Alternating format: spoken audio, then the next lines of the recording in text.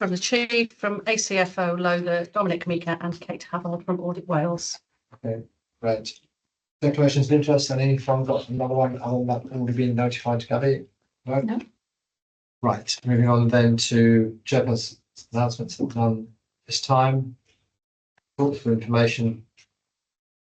So we go to the minutes. Anything about the minutes in terms of accuracy? Page 1 of the minutes. 2, 3, 4. In terms of matters arising, item 5, that's complete. So we move on to the proper policy statement.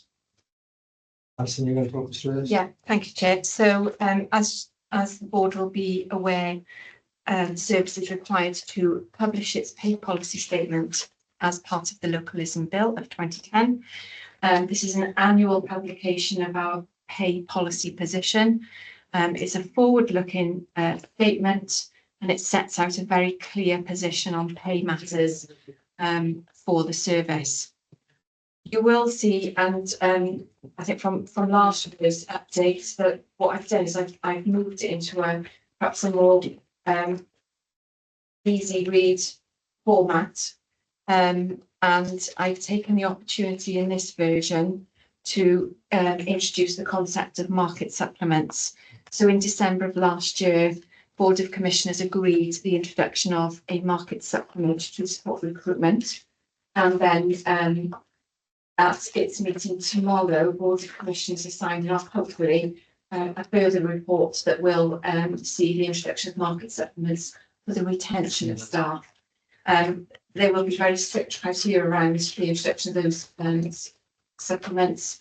There's a marker there in her policy statement on page 19 of the pack, paragraph 14. The other thing I wanted to flag with board is that whilst this is a forward-looking document, you will notice that the pay levels and rates in the document are in many respects relating back to 2024. And the reason for that is the annual pay rounds have not yet completed for all staff included in the statement.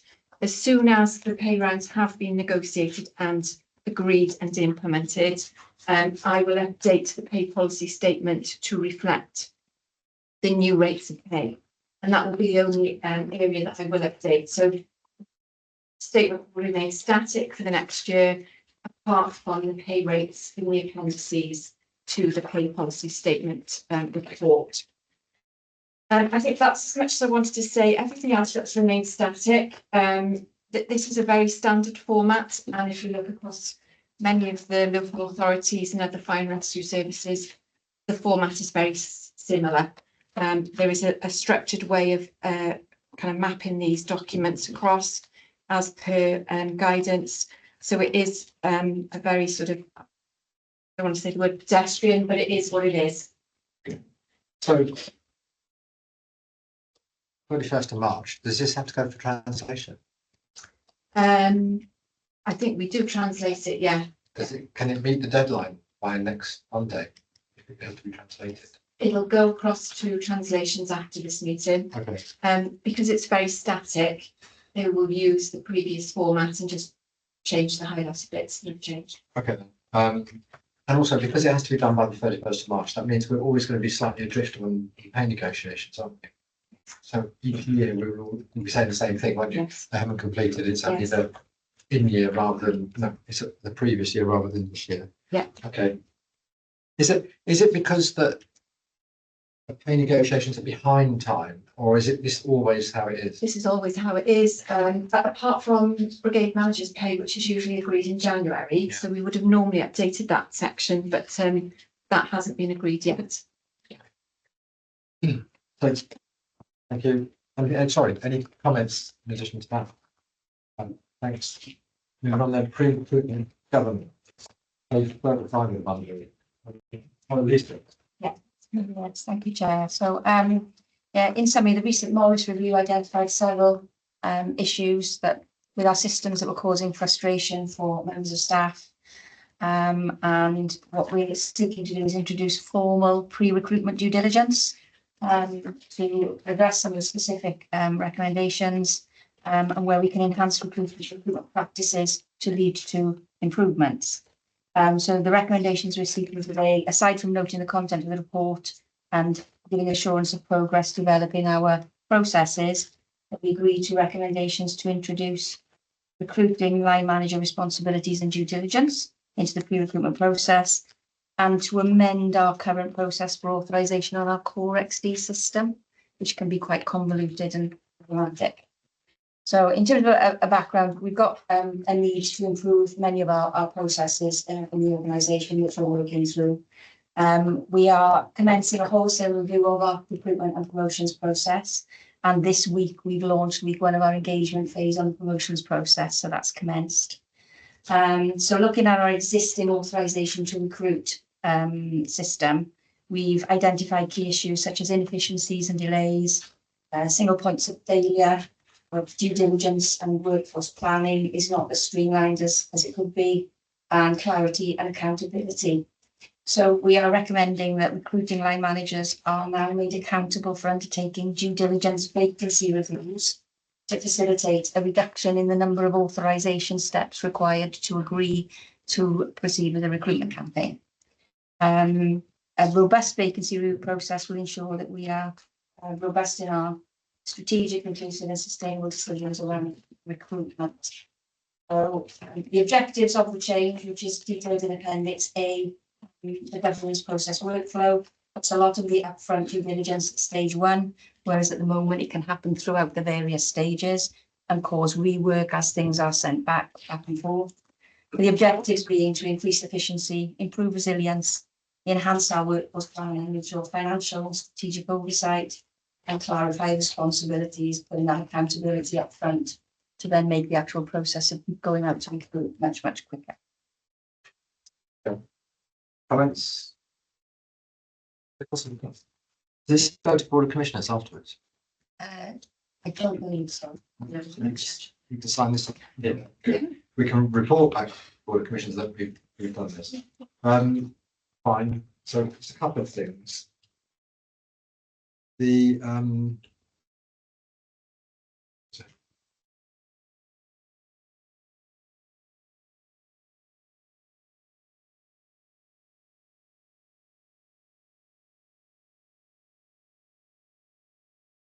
we have, as you say, lots of steps in this process, and the revised timetable is really useful. Previous Appendix 2 is. Appendix 1 is the new one, Appendix 2 is a complete. Yes. Currently, there's an additional final sign off by finance as well. After everything's done. Now, do finance know that this is this been socialised with Yes. all the departments, so they know that once this is implemented, Yes.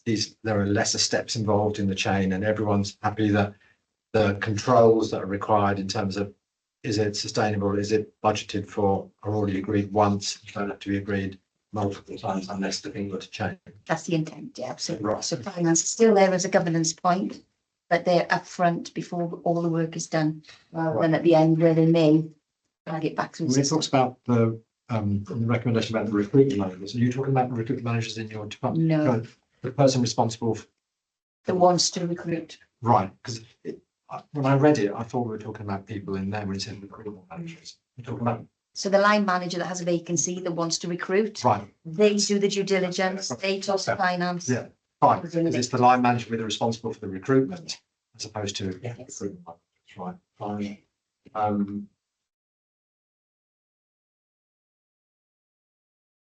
Let me just get on with it. I think we're going to be talking about this. Can't have a minute now. Yeah, just think. Endless the problem. How long it takes, and you know, we agree certain things that, or you agree certain things that EOT commissioners wait days and EOT, and then we're waiting, stuck in a process going around. So this is, yeah, get this out. Good, I'm glad you've done this. Right, okay, anyone got anything else on this? Nope. Good. Chair, if I could just note that we will need to make significant changes to the core system being able to link to work. So An IT note that they need to do that, that's. it's actually a systems person within people services, but they're primed, ready to enact it, Okay. subject to approval today. Good. Right, then the next item, which is sort of information, the NFC CT Commission report. Always been undertaken by events. Yeah, It's- it has, I think, but happy to talk through. I mean, I'm assuming that people have, we've talked about this quite in depth at the pre-meet. Everyone is here who was at the pre-meet. Is there anyone else wants to add to this? I think we just need to make sure that the issues that are raised in this are contained within the existing work rather than this be a separate piece of work. I think I was at the NFC, the AJ Fire Conference where Mark Hardingham was there, and this didn't get a lot of mention. So I don't know that it's more, and they weren't expecting a report either. So I think this is to note, but it says for information, unless anyone wants to talk it through. Yeah, we've talked about this in depth already. Okay, moving on, agile working, item 9, page 79 in London. Brilliant. So this report is a status update on the Agile Working Project. It was initiated as a response to feedback from a variety of different sources, the Morris Culture Review, staff complaints, union feedback, Irish Government initiatives, interviews, recruitment and candidate feedback, and the Hydra 10 kV event that we ran in 23-24. So the recommendation to commission is note the content of the report and Irish progress. So the Morris, the key themes included the Morris Culture Review and staff complaints, concerns about work-life balance and lack of autonomy, union feedback, post-government initiatives on commitment to fair work and well-being. Exit interviews have cited lack of flexibility as a key factor, and the Hydra event identified agile working as a strategic priority. Following the Morris report, a working group had been established early in 2024 to look at service procedures. The group commenced a review, however, due to other extenuating priorities, that was paused. And this has now been relaunched under the Step Forward project, A Safe and Positive Environment. So the framework that we've established consists of 3 phases. So phase 1 being an internal agile working framework, which we will trial for a period of 6 months. The intent will be to gather feedback and refine policies whilst ensuring productivity, well-being and service delivery remain effective. So that's focusing on hybrid and flexible working options, consistent application of the policy through line manager training, trust and accountability, and updated policies and digital infrastructure. Phase 2 then will look at expanding and inclusion to look at technology upgrades, so how we can work more effectively remotely. We'll need to look at booking and capacity management if we look into hot desks, say, for example, at stations or some of our other estate properties, and setting clear guidelines and expectations of how it can work on stations to still maintain efficiency and fairness. Phase 3 then will be looking at future workplace strategy, so what a modern workplace looks like. Again, that will take feedback from phase 1 and phase 2 to develop a long-term agile working strategy for the future based on future demographics of our workforce and what the younger generation will expect from the workforce, from the workplace when they join. So we've already commenced engagement and consultation. So that's now concluded. At the time of writing this report, it's actually still ongoing. That consultation has concluded. So we're in the final stages of refining the policy. 1.6 has got the next steps there. The engagement and communication plan is in its final stages. That should be finalised this afternoon. And then we'll commence engagement over the next couple of weeks. Part of that will be the line manager training, because we need to ensure consistency of application of the policy. So one of the feedback themes was different managers apply agile working in different ways. So making sure that line managers are upskilled to reduce any scope for grievances or complaints about unfairness of application. So the next 2 or 3 weeks, we'll be running some clinics for line managers to be able to come in and explore how agile working works for them and get advice from people services team and about how the process for approving agile working is the role, not the person. So it's looking, is the role suitable for agile working. Phase two then, so we've got 6 months of the trial. Phase two then will start at the end of September, and then with a view of creating that long-term agile working strategy. Anyone got any comments, observations, questions? I think it's a really good piece of work, and this is one of the issues that we've been facing now in our recruitment processes, is not having formal agile working policy. So yeah, I think it's really welcomed. What's the couple of questions? The first one is a little bit like Gen Z. We've been hearing about Gen Z for a long time. I mean, when does Gen Z's generation run out and we get the next one in? Because we're catering towards that generation, but is there another one coming through that's fairly quickly behind? So That's part of the phase, is doing that research around what Gen Z want, or we know has got an indication of what that future would look like. when I was at Aston University, we did a piece of work that was done about going and working with 5-year-olds, understanding what their trajectory will be to get to university, because they're making all these choices. And if you want to put in the courses that are going to match what their aspirations will be in 5-10 years' time, you've got to identify the course, plan the course, get the staff, get a reputation for it, and then model. So there's a lot in terms of exploring the needs as to how far upstream you go. Right, a couple of other points in. It says we're trialing it. Where did we trial it? No, so we're that's the trial that's commencing. Oh, it's So it's that we've got a structured policy. So the intent is 1st of May. So the next 4 weeks is the line manager training and upskilling, running those clinics to train line managers on how to all apply it. languages. Ah, so Where the roles are, it's open, they can come to a book clinic. Some will be comfortable with it because we do have agile working practices across the service. okay. The problem's been consistency. So I just got, because it said in phase 2 extended, which means it must be more than it exists already. So what is the perimeter of the original piece of work if we're extending it in phase 2? Extending it. Well, phase 2 says we're going to extend agile work into other locations. Right, Does that so, mean that we are doing it okay. at some locations now? so the big driver has been working from home. That's been the big driver that's been coming through the various feedback loops. But we're actually extending that to look at, particularly around our sustainability agenda. Can someone go and work from their local fire station and hot desk? So the phase 1 is about addressing the desire for people to be able to work from home.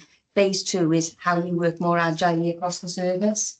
And then other benefits from that, for example, with M&S culture, is breaking that by having more corporate staff working on stations, understanding the different roles, that kind of thing. Okay. So phase 2 is the estate utilisation as opposed to working from home.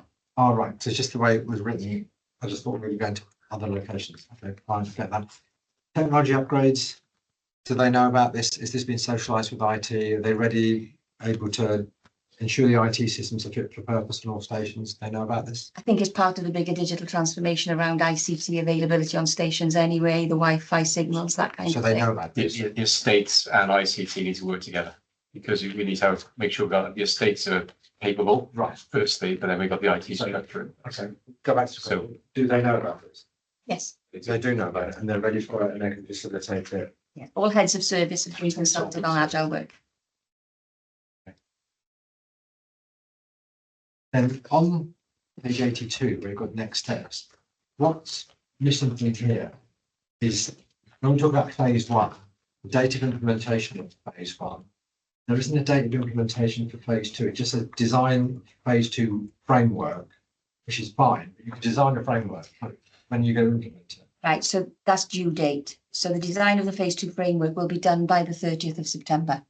Sorry, my apologies if it Right. said due date. Yes, The deadline. just needs to. So design is done, but when is it implemented? That's what we're on the next 6 months. We'll be taking feedback from phase 1 Yeah. to inform on phase 2, ready to launch on the 1st of October. Right. So that's a launch date of phase 2. Yes. Right, rather than design. Okay. And then against this thing, remember that's when we get the dates, well, we want to name who's responsible for the piece of work so we can attribute it. So it sits under the Step Forward project of the Right. Safe and Positive Environment. So the executive sponsor for that is Alison and the lead is myself. And we've got a project team. So arguably it's me. Right. So you'll love your name against it then, because that's one of the things when you look at these things like who's responsible for this. So we want is dates and responsible person for all recommendations of activity, so we can track it. Then, just as a general question, for this one and the pre-recruitment guidance, how do we know these things are going to work? When do we build in a review loop? Who does the review? So then naturally, these next steps of taking feedback from phase one to feed into phase two, the expansion, that's our review loop, because we'll be consistently getting feedback from line managers, performance metrics, and the individuals as to whether it's worked for everybody. Right, so I guess at some point, we came up with an initiative, whether it's pre-recruitment governance or whatever, and there's a rationale to it because of X, Y, Z. And I guess a year after implementation, we want to make sure we go back to it and say it didn't work. Because otherwise we carry on and we're on to the next thing and we don't know whether the last thing worked. So I guess in subsequent things, we need to come up with things like some metrics. These are 4 things, 3 things, whatever it is, of what were issues about this particular thing, whether it was the Morris Review recommendations, whether it was 50 staff said this was a problem. A year after we've implemented this, we would want there to be people, like a happy sheet. Are people content with it? And we can say, yes, it worked. If it was something a bit more substantial, where there was money involved, we want to know, did we recoup those expenses in terms of efficiencies or productivity or whatever? So it's just about having some metrics. So as we start to tighten up these things, so it's about names and dates, it's about metrics, it's about reviews, so that we build it into the work programs going forward. So in a year's time, we want something to come back and say, did the pre-recruitment governance land? Did it work? Is it everything happening? Did the agile working? Is that now established? Because it'll be a year on from now. Okay, good. Right. So I guess, crack on. I always feel though with agile working that there's a move now in certainly the commercial world bringing people back, and I wonder whether it all went one way and it's all going the other way. And then there isn't an equality impact assessment on this. There is. Yeah. We'll need to do that, because there is a thing about home working, which I was listening to something on the radio the other day. So they said, well, just use your dining table if you haven't got a desk. Well, some people haven't got a dining table.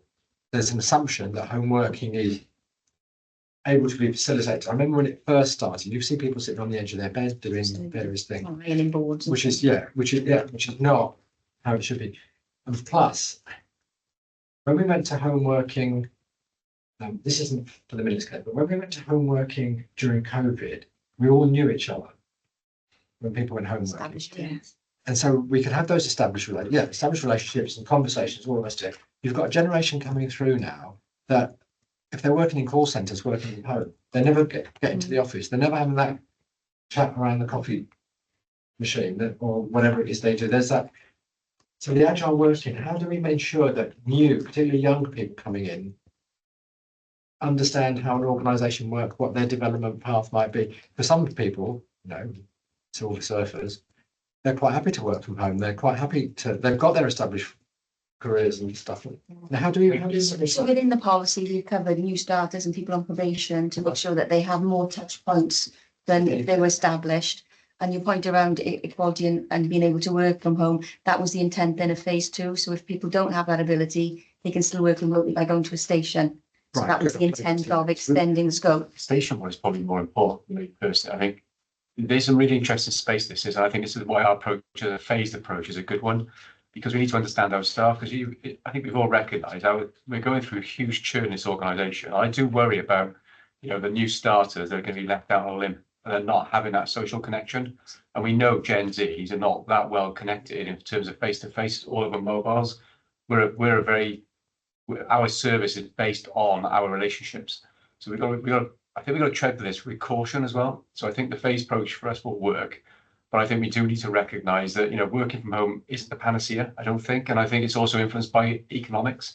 So as soon as fuel prices start going up, people realise in the winter, actually, I'm heating my home now more than ever, and they probably want to come back in the workplace, which is where the documentary I watched was playing this out. So I think our approach to this is really sound. But I think what we have got is we've got many locations that people can work from. I think that is probably a really big win for an FRS. So I think there's a, going back to when I was at the university, there was a huge demand from students. They wanted all these flexibilities, all these freedoms and all these options. And then when COVID happened and 2 years of students ended up working remotely, they didn't like it. They wanted to come back for the structure. They wanted to come back for the network and the association and all the rest of it. So home working on the face of it is something that really people ask for. And then a couple of years down the line, you know, I Some wonder why they didn't get novelty. promoted or why they didn't get Hidden this. issues, and there's also hidden issues on health. There really are. I think, you know, I'm a very tactile. I like seeing people, and I think we employ people on that basis as well.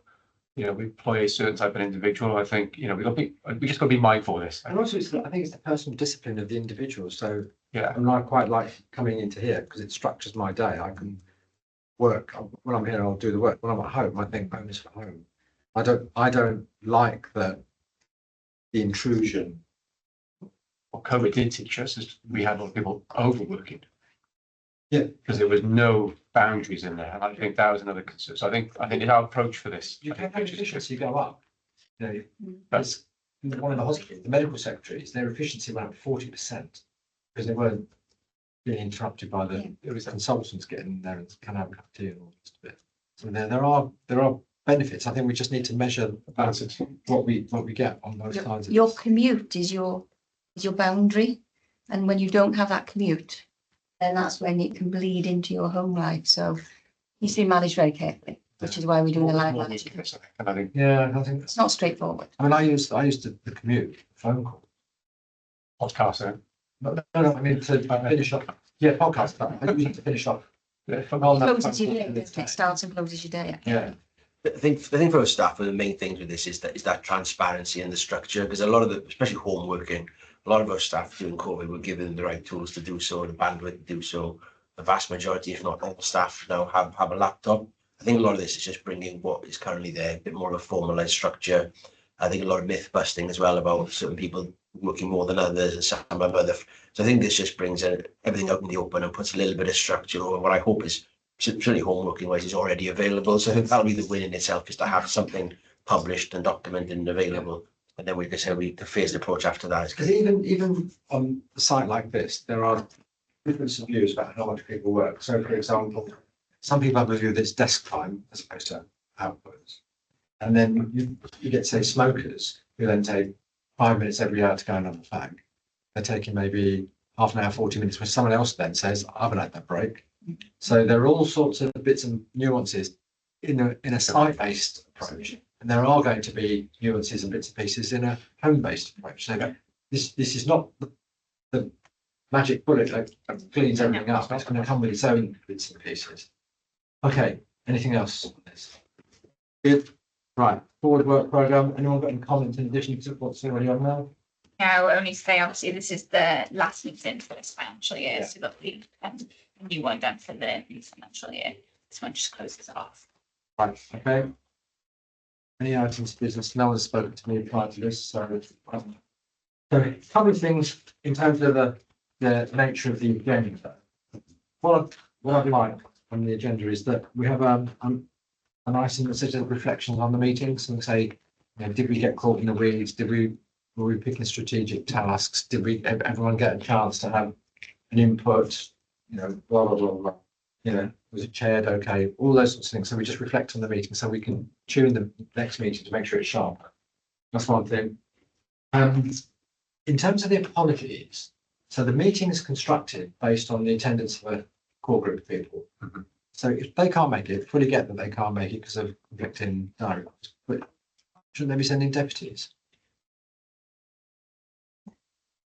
Ideally, we would want them to, especially for a public meeting like this, we would expect Because we've someone got from the the whole directorate of to be. finance estates not here. Yeah. We've got no one from ops and Shane, and then, you know, the two ACS, they're not, I know you're here, Christian, and that would be an additional to what would have been the original setup. But we haven't got many people here who would then say, actually, I want a piece of this agenda. So so I guess it's a note to write out to those people who didn't attend. Can they nominate deputies? Happy that, not necessarily happy. If they can't attend for whatever reason, great, well, whatever it is, but there should be deputies. And if they don't feel the need to send a deputy, then they don't need to attend the meeting. And we can take them off the circulation. And then again, I think when we construct the papers, we have a risk register, don't we? Do we allocate any of the papers against any of the risks? So after we've considered, do you remember that thing I sent you about how they do it in the hospital? Yeah. It's quite a complex thing, but every report is set against if there are any strategic risks with the same HR functions. Then that risk, say that risk is graded as 15. Does the implementation of this as a mitigation reduce that risk in any way at all? So therefore, our risk matrix in terms of the risk register is a living document which we are adjusting based on what we're doing. Because if after 2 years we haven't changed any of the risk scores, then why haven't we got the reports here that do suggest that we're changing the risk scores?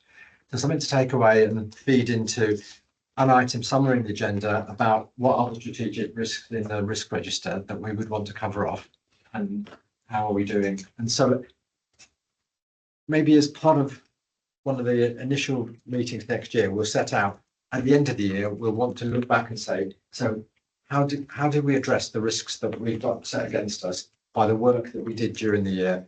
And did the risks go up? Did the risks stay the same because of the work we did to maintain those risks, or did the risks drop?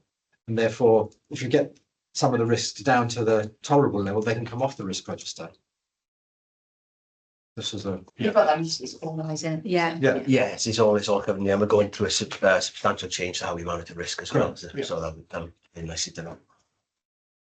Items to report back to the board. I guess we need to let them know about items 6 and 7. Don't we? Pay policy statement and guidance. Anything else? Okay, Mark, done. Thank you. Half an hour. Thank you.